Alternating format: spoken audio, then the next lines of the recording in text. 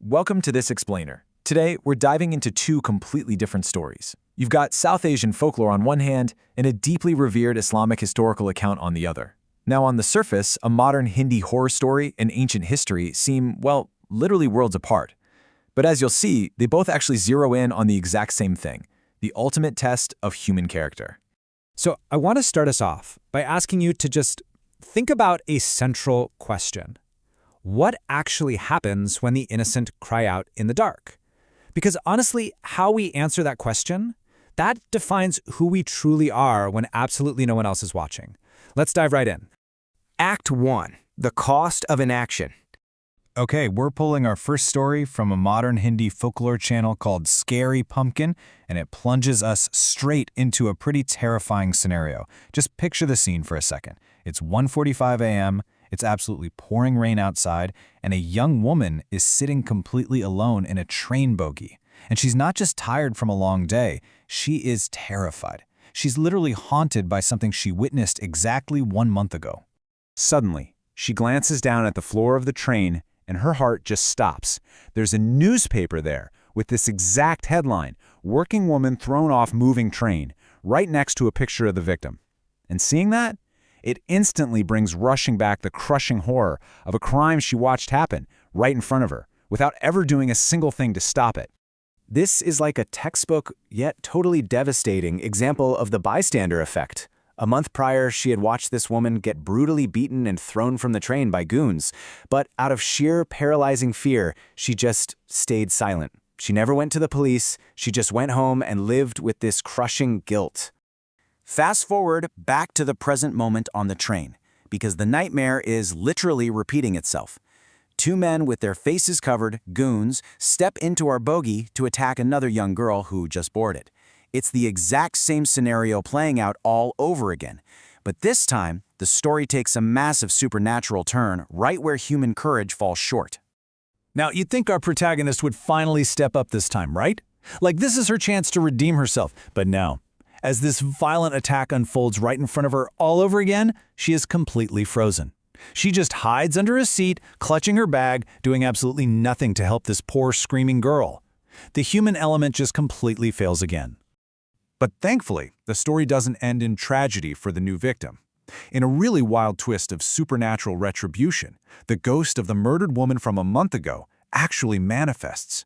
She shows up disguised as a police officer to brutally save the girl and execute the goons. It's a super dark narrative choice, right? The dead are forced to deliver the justice that the living are just too afraid to enforce. All right, let's do a complete 180 here. We're going to pivot away from the murky morality and ghost stories of that folklore straight into absolute historical moral clarity. And that clarity is perfectly captured by this incredible title, Farouk. It literally means the one who distinguishes between truth and falsehood. It's an epic title given by the Prophet Muhammad to the subject of our next piece of history. Act 2. The weight of responsibility. For this part of the explainer, we turn to the incredibly revered history of the second caliph of Islam, Hazrat Umar ibn al-Khattab. During his 10-year rule, Umar didn't just, sit comfortably on a throne. He proactively built the very structures of justice for millions of people. I'm talking establishing a state treasury, a formal judiciary system, a dedicated police department, and even the Hijri calendar. He was the definition of systemized action. But here's the thing. Despite having this immense empire-spanning power, Omar's true character actually shone the brightest in the dark. He made it a regular habit to personally patrol the streets of Medina at night with his servant, Aslam. He wanted to check on the welfare of his people when they thought absolutely no one was watching. And it's during one of these late-night patrols that he stumbles upon an absolutely heartbreaking scene. Out in the distance, he spots a fire. He walks up to this tent and finds a mother boiling a pot of, just water and stones. She's doing this purely to trick her crying, starving children into thinking food was coming, hoping that pure exhaustion would put them to sleep first. Umar approaches the woman in the dark, and of course, she has no idea she's talking to the caliph. When he asks why the kids are crying, she explains that they're starving. And then she utters these utterly crushing words. Allah will judge between us and Caliph Umar. He has not checked on us. Wow, she places the absolute blame for her family's suffering squarely on the caliph's shoulders. Hearing this, Umar is literally stricken with tears. He He rushes all the way back to the state treasury to gather these huge, heavy sacks of flour, ghee, and dates, and when his servant Aslam naturally steps up and offers to carry the heavy bags for him, Umar delivers this absolute history-making line. "Will you carry my burden on the day of judgment? Let me carry it, for the responsibility of the subjects is mine." So the crucial takeaway here is that Umar doesn't just delegate this. He literally hoists the heavy sacks onto his own back and carries them all the way to the tent. He gets right down on his hands and knees, blows on the fire himself until the smoke is filling his blessed beard, cooks the food, and feeds those starving children with his own 2 hands. And he stays right there until they finally laugh and fall asleep. This incredible mindset perfectly summarizes Umar's entire philosophy of governance. True leadership, it isn't about the power you wield over others.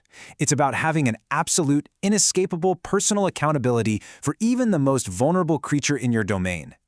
As the famous saying goes, if even a dog dies of starvation on the banks of the Euphrates, Umar believed he would be called to account for it. Action simply wasn't optional. Act 3. The ultimate accountability. So, we've explored a haunting modern tale of fear and an ancient masterclass in empathy. And when we put these two narratives side by side, the contrast is just stark. On one side, you have a passenger completely paralyzed by fear in the dark, relying on someone or something else to intervene. And on the other, you have a powerful leader who actively seeks out suffering in the dark so he can fix it himself, bearing that moral weight on his own back. And that brings us to the ultimate takeaway of this explainer. Both folklore and history are basically holding up a mirror to us today. They remind us that our true character isn't defined by what we do in the daylight when everyone's cheering us on.